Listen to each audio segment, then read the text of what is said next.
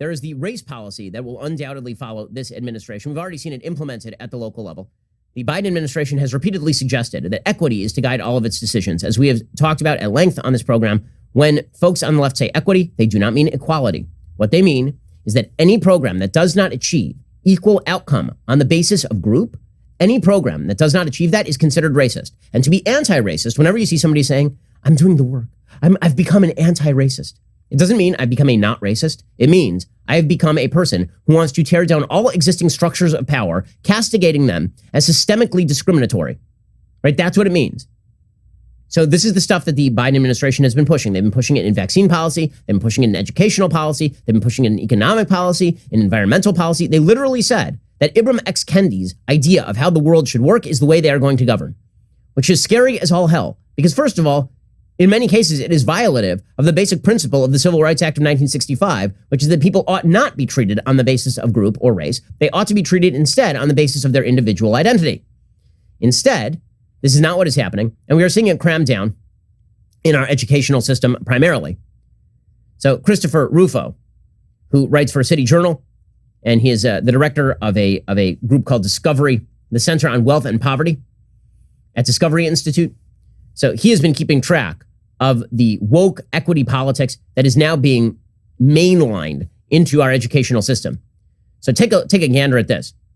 Chris Rufo tweets out, the principal of East Side Community School in New York sent white parents a tool for action. It tells them they must become white traitors and then advocate for full white abolition. Okay, this is nuts. So let's take a look at this for just a second, because while the Biden administration, I keep mixing them up because this is just Obama administration part 3, because the Biden administration has embraced the basic equity playbook here, this is what they mean. They haven't gone all the way yet, but they will. Don't worry. We're very, very early on. So they have been distributing at the school the 8 white identities by a person named Barnor Hess. And the 8 white identities stretch from white supremacist in the red to white abolitionist in the green. They say there is a regime of whiteness, and there are action-oriented white identities. People who identify with whiteness are one of these. It's about time we build an ethnography of whiteness, since white people have been the ones writing about and governing others.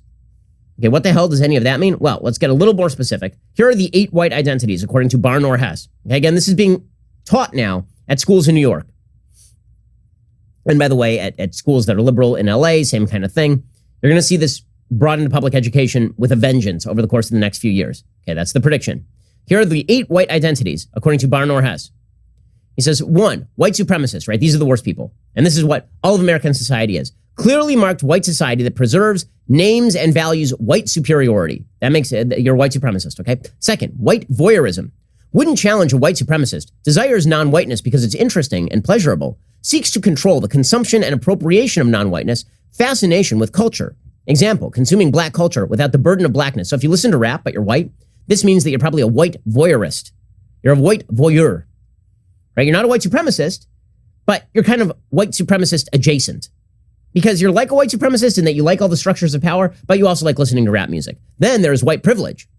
Maybe you critique supremacy, but a deep investment in questions of fairness and equality under normalization of whiteness and the white rule, sworn goal of diversity. So now, if you say that you like diversity, but you also believe in things like fairness and equality on an individual level, this means that you are suffering from white privilege. Because of course, the entire system is white. And so if you say that you want everybody to be treated equally on an individual level, this means you're upholding a system that has been supremacist in the past and is supremacist today. So you're actually just privileged. Okay, then 4th level. This is all cult crap, by the way. This is just cultic nonsense. 4th level. Okay, now we are rising. So we went from the worst and we're moving toward the best. Get ready for it, gang. 4th, white benefit. You're sympathetic to a set of issues, but only privately. You won't speak or act in solidarity publicly because benefiting through whiteness in public. Some people of color are in this category as well.